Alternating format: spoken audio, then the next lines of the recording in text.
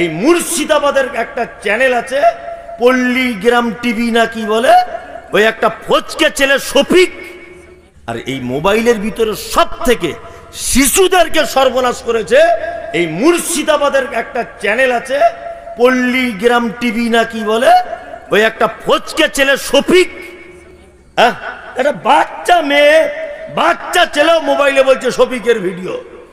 এই শফিকের ভিডিও মানি কেমন করে মিথ্যা কথা গুছিয়ে বলতে হয় ভিডিওতে শেখা যায়। শফিকের ভিডিও মানি কেমন করে ছোট্ট বয়সে প্রেম ভালোবাসা করে অমুকের মেয়েকে পটিয়ে পাঠিয়ে ঘরে নিয়ে চলে আসতে হয়, শফিকের ভিডিওতে দেখতে পাওয়া যায়। শফিকের ভিডিওতে দেখতে পাওয়া যায় কি করে হারাম জিনিসকে হালাল করতে হয়, এটা দেখতে পাওয়া যায়। কিভাবে দেখতে পাওয়া যায় আরো যে অবৈধ জিনিসকে কিভাবে আরো চাকচিক্য করে বৈধ করা যায়, শফিকের ভিডিওতে পাওয়া যায়। আপনাদের কাছে বিনীত অনুরোধ, আগামী জেনারেশনকে যদি সুস্থ রাখতে চান, আপনার বাচ্চাকে যদি অন্তত কোরআন এবং হাদিস কিছু যদি জানাতে চান, মক্তবের কোরআনটাও যদি শেখাতে চান, অবশ্যই এই পল্লীগ্রাম টিভিকে অবশ্যই আনসাবস্ক্রাইব করে দেন। একদম এদের থেকে দূরে থাকবেন। শফিক নামের ছেলেটা। আমরা অনেক সময়তে দেখতে পাই যে বাড়িতে আমাদের দরজাতে অভাবী দুস্থ মানুষেরা এসে কড়া দেয়, দেয় না? দেয় কি দেয় না? ভিখারি আসে, আওয়াজ করে, বাড়িতে কেউ আছো?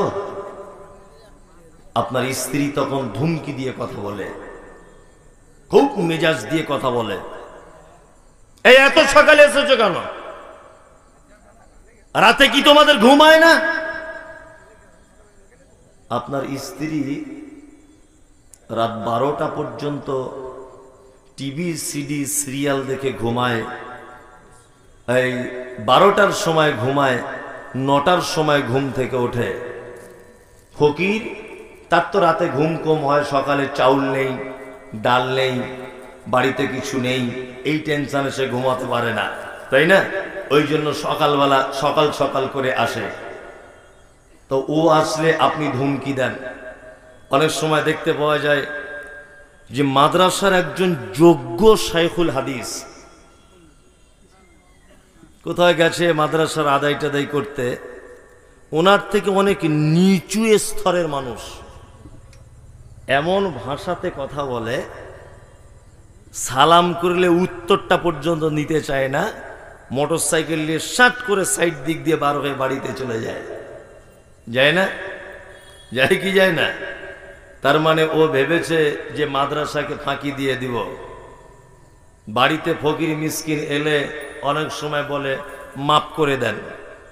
একজন ধনী মানুষ একটা সামান্য ফকিরের কাছে বলছে আমাকে মাফ করে দেন, বলে কি বলে না? বলে। মানে ওকে ফাঁকি দেওয়ার চেষ্টা করছে যে যাতে আমার সম্পদ থেকে ও কিছু না পাক, আমার সম্পদ দিলে কমে যেতে পারে। বন্ধু, আপনাকে একটা কথা বলছি, আপনি যদি এই রকম চিন্তা ভাবনা করে সম্পদ বাড়াবার যদি আপনার টেন্ডেন্সি থাকে, অবশ্যই আপনার মালের উপরে আল্লাহর আযাব চলে আসতে পারে। আযাব চলে আসতে পারে, অলরেডি এসেও গেছে। আমি কিছুদিন আগে উমরায় গিয়েছিলাম। সত্যি আমি অনেক কিছু শিক্ষা পেয়ে এলাম ওখান থেকে, অনেক শিক্ষা। তার মধ্যে একটা শিক্ষা পেলাম যে প্রত্যেক মসজিদে, আরব যে এত উন্নত দেশ সব দিক থেকে, অর্থ সম্পদ সব দিক থেকে যে উন্নত, তার একটা কারণ প্রত্যেক মসজিদে দেখেছি মসজিদের থাম্বা করা আছে, থাম্বার চারিদিকে বাক্স সিস্টেম, আর বাক্সের ভিতরে মানে অজস্র কোরআন। একটা একটা মসজিদে মোটামুটি 200, 400, 500 করে কোরআন আছে, সব দেওয়ালের সাইডে সাইডে। আর আরাবিয়ানদেরকে দেখতে পাচ্ছি যে ওরা সলাত আদায় করেই কোরআন নিয়ে বসে কোরআন তেলাওয়াত করছে। এয়ারপোর্টে পাসপোর্টের ইমিগ্রেশন হচ্ছে, একজন পাসপোর্টটা নিয়ে চেক করছে, কম্পিউটারে কাজ করছে, ফজরের সময়তে দেখছি এয়ারপোর্টে, তবুও ছেলেটি দেখছি মুখ থেকে কোরআন তেলাওয়াত করছে। আল্লাহু আকবার। আমার মনে হচ্ছে এত বরকত ওদের শুধুমাত্র কোরআনটাকে ভালোবাসার কারণে। নাম্বার 2, আপনি অবাক হয়ে যাবেন, এগুলো মানে এগুলো তো শিক্ষা, এগুলো এর থেকে শিক্ষা পাওয়া যায়। এত রোদ্দুর, এত গরম, মদিনাতে তো এত গরম যে মানুষ টিকতে পারছে না। বাঙালিরা যাচ্ছে তার ঠোঁট ফেটে রক্ত বার হচ্ছে, আমাদেরও হয়েছে। এই 1 সপ্তাহ 10 দিন আগেকার ঘটনা বলছি। মক্কাতে এলাম, বাইতুল্লাতে অর্থাৎ কাবাতে নামাজ পড়ে যখন বার হচ্ছি, রোদ্দুর প্রচণ্ড।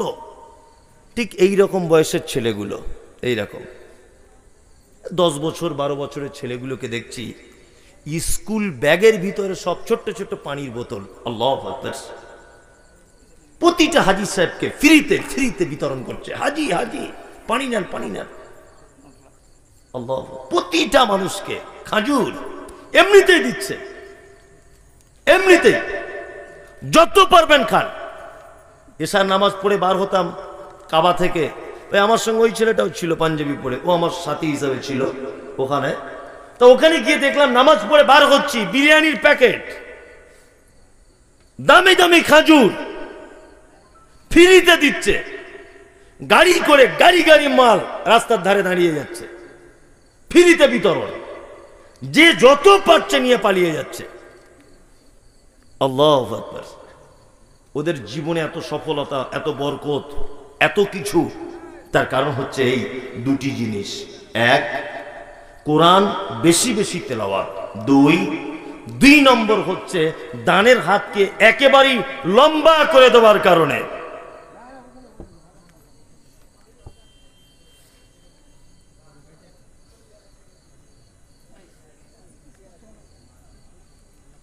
আমি ফতোয়া আমি দিতে পারবো না, ফতোয়ার জন্য এখানে শাইখুল হাদিসরা আছে, ওনারা বলবেন, আমি দিতে পারবো না। তবে প্রশ্নটা বলে দিচ্ছে, ওনারা ফতোয়া দিয়ে দেবেন। প্রশ্নটা বলবো, এটা সাধারণ ব্যাপার একটা, যে মসজিদ বা মাদ্রাসার উন্নতিকল্পে জলসা বা জলসার জন্য যে চাঁদা বা টাকা কালেকশন করা হয়, আর সেখানে 15% বা 20% কমিশন বা শব্দ একটা ব্যবহার করেছেন, খুবই খারাপ, কমিশন নেয়। কোরআন ও হাদিসের আলোকে উল্লেখ্য পারিশ্রমিক ভিন্ন কথা, ও ব্র্যাকেটে লিখেছেন। যাই হোক, তবে যারা জাকাত আদায় যারা করে অবশ্যই তারা কিছু % পাবে, তাই তো শেখ? এটা কোরআন মাজিদে আছে, যারা জাকাত আদায়কারী তারা পাবে। আমি ফতোয়াটা দিলাম না। জি রাইট। ওয়াল আমিলিনা আলাইহা ইন্নামাস সাদাকাতু লিল ফুকারা ওয়াল মাসাকিন। সূরা তাওবাতে দেখে নেবেন, আয়াত নাম্বারটা স্মরণে আসছে না, ওখানে দেখে নেবেন, 60 নম্বর আয়াত সূরা তাওবার। আদায় যারা করবে জাকাত, যারা মাল একত্রিত করবে, ওরা কিছু % পাবে, এটা আল্লাহ ওই কথা বলছেন। যাই হোক, যিনি প্রশ্ন করেছেন জানার উদ্দেশ্য থাকলে ভালো, আর কাউকে হেয় প্রতিপন্ন করার উদ্দেশ্য হলে আল্লাহ ওনার অন্তরকে তুমি পরিষ্কার করে দাও, আমিন।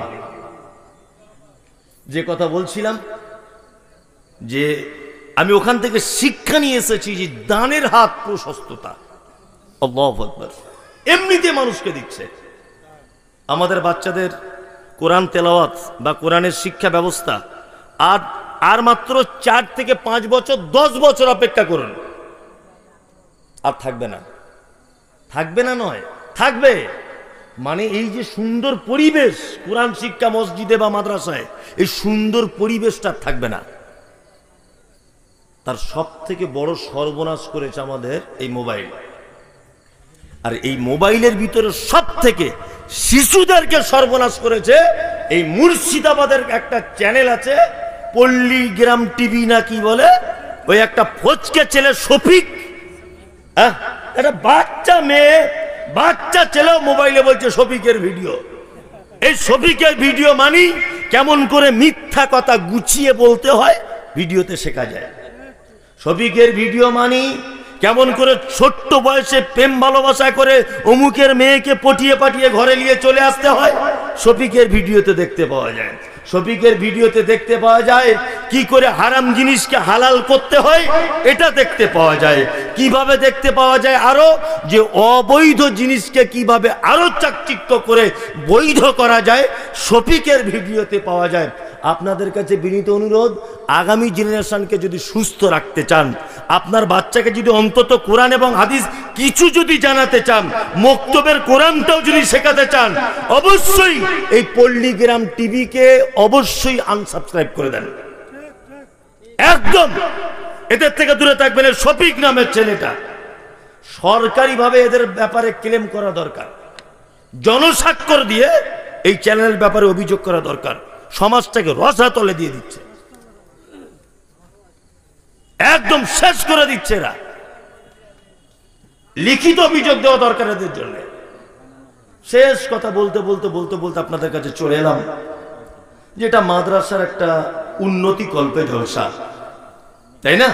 মাদ্রাসার উন্নতি কল্পে জলসা। আপনাদেরকে আমি একটা দুটো কথা, এটা সব জায়গাতেই বলি, প্রায় মাদ্রাসার জলসা বলে আপনাদের এখানে আবার আলাদা করে উপস্থাপন করছি। এক, আচ্ছা, দান আমরা করি, সবাই কম বেশি করি না?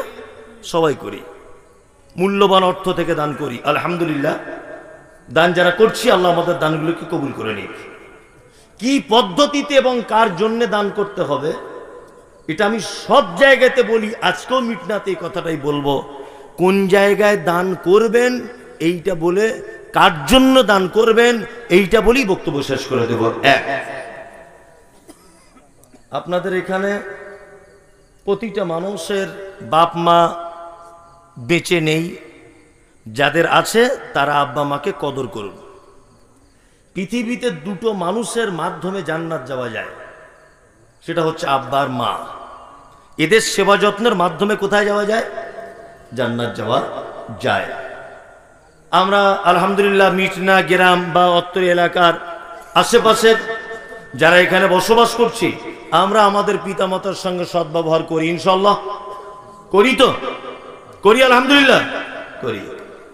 আমাদের মা আব্বা যখন বয়স হয়ে যায়, তখন কেমন করে আব্বা মায়েদের সঙ্গে ব্যবহার করি? চার বেটা, তা আব্বা মা ভাত খায় কেমন করে? বলছে পালি সিস্টেমে, মানে এমন ভাবে আমরা ভাতটা দিই যে মনে হয় যে আমার আব্বা মসজিদের ইমাম সাহেব আর মা মুয়াজ্জিন, তাই না? এক সপ্তাহ করে ভাগ ভাত খাওয়ানোর। যদি 10 দিন ওটা হয়ে যায় এক সপ্তাহের জায়গায়, তা বেটার বহুরা বড় বড় চোখ বার করে আর বলে, আমাদের তরকারি কি খুব মিষ্টি নাকি? ক্যালেন্ডার দেখে খেতে পারো না? আজকে ক তারিখ? এসবগুলো বলে কি বলে না? বলে। আল্লাহু আকবার। এতক্ষণ সন্ধ্যা থেকে যা বক্তব্য শুনেছেন, অন্যান্য বক্তাদের সমস্ত কথা, অন্যান্য বক্তাদের সমস্ত কথা মাথায় রাখুন। আর আমার যেগুলো যা কিছু বললাম সব যদি ভুলে যান, আমার দুঃখ নেই। এই কথাটা মাথায় নিয়ে চলতে হবে। এক, আপনারা 4 ভাই দিল্লিতে রাজমিস্ত্রি কাজ করেন। দিল্লিতে ঈদের 1 সপ্তাহ আগে বাড়ি আসবেন। আপনার স্ত্রীকে ফোন করে বলছেন, হ্যালো, বলো টিকিট তো হয়ে গেছে, বাড়ি যাব, তোমার জন্য কি নিয়ে যেতে হবে? আপনার স্ত্রী তখন বলছে, আমার জন্য একটা লাল টুকটুকে শাড়ি, আমার ছেলের জন্য জিন্স প্যান্ট, মেয়ের জন্য একটা চুড়িদার, আর আমার বোনের জন্য 2টো চুড়িদার আনবে। 5 মিনিট ওয়েট করুন, 5টা মিনিট, বোনের জন্য 2টো। এলো, ও দিল্লি থেকে আবার ফোন করছে, হ্যালো, তাহলে তোমার জন্য লাল কালারের নিব তো? বলছে লাল কালারের। 1 ঘন্টা পরে ওর স্ত্রী আবার ফোন করে বলছে, কেনাকাটা হলো? তখন ও স্বামীটা দিল্লি থেকে বলছে, কেনাকাটা সব রেডি, শুধু আব্বার জন্য একটা লুঙ্গি আর মায়ের জন্য একটা শাড়ি পছন্দ করছি, ঈদের দিনে পরবে। ওর স্ত্রী তখন বলছে, কেন?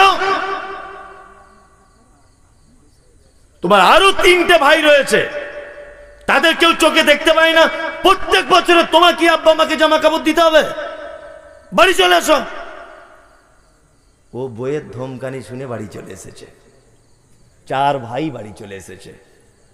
ঈদের দিন মসজিদের মাইকে আল্লাহু আকবার, আল্লাহু আকবার, লা ইলাহা ইল্লাল্লাহ। তাকবীর হচ্ছে, সবাই নতুন জামা পরে নামাজ পড়তে যাচ্ছে ঈদগাহে। তোমার মা তোমাদের দুতলা বাড়ি বলে উঠতে পারছে না সিঁড়ি দিয়ে দুতলাতে, তাই 4 ভাই মিলে যুক্তি করে মশারি টাঙিয়ে তোমার মেজ ভাইয়ের সিঁড়ির তলাতে তোমার মা বসবাস করছে। চোখে কম দেখে। তোমার আব্বা 4টে জওয়ান বেটা থাকার পরেও গত বছরকে একটা পুরাতন পাঞ্জাবি ভরা ছিল, সেই পাঞ্জাবিটা বাক্সের ভিতর থেকে বার করে কোনো রকম পরে ঈদগাহে নামাজ পড়তে চলে গেল, লাঠি হাতে কাঁপতে কাঁপতে। ঈদের নামাজ শেষ, সবাই বাড়ি চলে এলো। তোমার আব্বাও আস্তে আস্তে আস্তে আস্তে আস্তে আস্তে করে কাঁপতে কাঁপতে বাড়িতে চলে আসছে। দুপুর 2টো বাজে। তোমার আব্বা মেন গেটের সামনে বসে আছে। তোমার বাড়িতে তোমার শালা এসেছে, শালি এসেছে, আত্মীয় স্বজন এসেছে। গোস্ত পোলাও বিরিয়ানি করে ঈদের দিনে তোমরা সবাই খাচ্ছ। 4টে বৌমা, 4টে বেটা, 12টা পোতা পুতিন থাকার পরেও তোমার আব্বা দুপুর 2টো পর্যন্ত একটা গোস্তের টুকরো পর্যন্ত পেল না ঈদের দিনে। কারণ কি? তোমার মা ঈদের দিনে গোসলটাও পর্যন্ত করতে পেল না, সেই মশারির ভিতরে চুপচাপ মেরে শুয়ে আছে। কিছু করার নেই। তোমার মায়ের এই অবস্থা কেন? তোমার আব্বার আজ এই পরিণতি কেন? হ্যাঁ, তোমার আব্বার মায়ের থেকে পৃথিবীতে বড় অপরাধ আর কেউ করেনি। এই অপরাধের কারণে আজকে তার সাজা হচ্ছে বুড়ো বয়সে মশারির ভিতরে। তোমার মায়ের অপরাধগুলো বলবো? তোমার মায়ের অপরাধ হচ্ছে এই, তোমার মা মিটিনা গ্রামের একজন পর্দাশীল মহিলা। জীবনে কারো সামনে মুখ দেখিয়ে কথা বলতো না। পরপুরুষকে দেখলে ভয়ে ঘরে ঢুকে যেত, এত নরম মেজাজের মহিলা ছিল। কোন পরপুরুষকে দেখতো না। কিন্তু তোমার মতো বদমায়েশ বেটাকে জন্ম দিতে গিয়ে হরিশ্চন্দ্রপুর হাসপাতালে পরপুরুষ ডাক্তার সামনে তোমার মা শাড়ি ব্লাউজ সব খুলে উলঙ্গ হয়ে গেছিল, লজ্জা করেনি তোমাকে জন্ম দিতে গিয়ে। তোমার মায়ের দ্বিতীয় অপরাধ, তোমার মায়ের মাথা চুল কালো কুচকুচে, হাঁটু পর্যন্ত দুলতো। তোমার মা তোমাকে জন্ম দিতে গিয়ে তোমার মায়ের কালো কুচকুচে মাথার চুলগুলো লাল রক্তের জমাট বেঁধে গিয়েছিল। এটা তোমার মায়ের দ্বিতীয় বড় অপরাধ। তোমার মায়ের 3 নম্বরে বড় অপরাধ, তোমার মা জীবনে কোনোদিন শরীরে ইনজেকশন দিতে পারতো না, ভয় করত। কিন্তু তুমি যেদিন পেটে এসেছো, তোমার বাচ্চা, তোমার মায়ের যেদিন টাইম হয়েছে বাচ্চা জন্ম দেওয়ার, ডাক্তার বাবু বলেছে বাচ্চাটা সোজাসুজি নেই, একটু বাঁকা পথে আছে। তখন তোমার মা কাঁদো কাঁদো কণ্ঠে বলেছিল, ডাক্তার বাবু আমি মরে যাব তাও ভালো, আপনি ধারালো ছুরি দিয়ে আমার পেট কাটুন, আমার বাচ্চাকে বার করুন। আমি আমার বাচ্চার মুখের দিকে দেখলে আমার পেট কাটার বেদনা সব ভুলে যাব। সেদিন তুমি বেটা হয়েছ বলে তোমার মা তোমার মুখের দিকে তাকিয়ে এক বিদ্যা পেট কাটাকে ভুলে গিয়ে মুচকে হেসে দিয়ে বলেছিল, বাবু 3টে বেটির পরে তুমি এসেছো পৃথিবীতে। সেই যে মোটা সূচ আর সুতো দিয়ে তোমার মায়ের পেট সেলাই করে দেওয়া হয়েছিল, আজও 85 বছর বয়সে তার বেদনা ভোগ করতে হয়। তোমার মায়ের অপরাধ কি? চিকিৎসা বিজ্ঞানীরা বলেছে যে একটা মা তার বাচ্চাকে প্রত্যেক দিন 8 বার দুধ পান করায়, এক বারে 250 গ্রাম দুধ পান করাতে হয়। কোরআনের ভাষাতে তাকে 30 মাস দুধ পান করাতে হয়। বলুন 50 টাকা যদি দুধের কেজি হয়, একটা মা তার বাচ্চাকে 90,000 টাকা দুধ পান করায়। 90,000 টাকা দুধ পান তোমাকে করিয়েছিল। তার বিনিময় ঈদের দিনে তোমার মা দুপুর 2টা পর্যন্ত 1 পেয়ালা গোস্ত চোখে দেখতে পেল না। তোমার আব্বা মানে তুমি বায়না করেছিলে বলে সবাই সাইকেল চাপে, তোমার সাইকেল নেই, তাই তোমার আব্বা রাজমিস্ত্রি খাটতে গিয়েছিল হায়দ্রাবাদে। 10টার সময়তে 30 টাকা করে টিফিন বাবদ খরচার টাকা পেত। সেই টিফিন খরচার টাকা বাঁচিয়ে বাঁচিয়ে তোমার মায়ের অ্যাকাউন্টে দিয়ে বলেছিল আশরাফুলকে একটা সাইকেল কিনে দিও। তুমি দামি কলেজে পড়বে বলে রাত 12টার সময় উঠে কাজ করতে চলে যেত, তোমাকে স্বপ্ন পূরণ করবে। তাই আল্লাহ তাআলা বলেন ইয়াসালুনাকা মাযা ইউনফিকুন কুল মা আনফাকতুম মিন খাইরিন ফালিল ওয়ালিদাইন ওয়াল আকরাবিন ওয়াল ইয়াতামা ওয়াল মাসাকিন ওয়া বনিস সাবিল ওয়া মা তাফআলু মিন খাইরিন ফাইন্নাল্লাহা বিহি আলিম। কুরআন অবতীর্ণ হয়েছে মুহাম্মদ সাল্লাল্লাহু আলাইহি ওয়াসাল্লামের কাছে। আল্লাহ নবী সাল্লাল্লাহু আলাইহি ওয়াসাল্লামকে জিজ্ঞাসা করা হচ্ছে, নবী সারা পৃথিবীতে যত দান আছে, আমাদের যত অর্থ আছে, সবথেকে উত্তম ব্যবস্থা দানের কোনটা? আল্লাহ নবী সাল্লাল্লাহু আলাইহি ওয়াসাল্লাম বলছেন কুল। আল্লাহ বলছেন নবী আপনি বলুন প্রশ্নকারীদেরকে, মা আনফাকতুম মিন খাইরিন ফালিল ওয়ালিদাইন। উত্তম দান, উত্তম খরচা হচ্ছে তোমাদের ওই খরচা, তোমরা যে খরচাটা তোমার আব্বা মায়ের জন্য করো। তার মানে পৃথিবীর শ্রেষ্ঠ খরচা কি? আব্বা মায়ের জন্য খরচা করা। এটা মাদ্রাসার জলসা।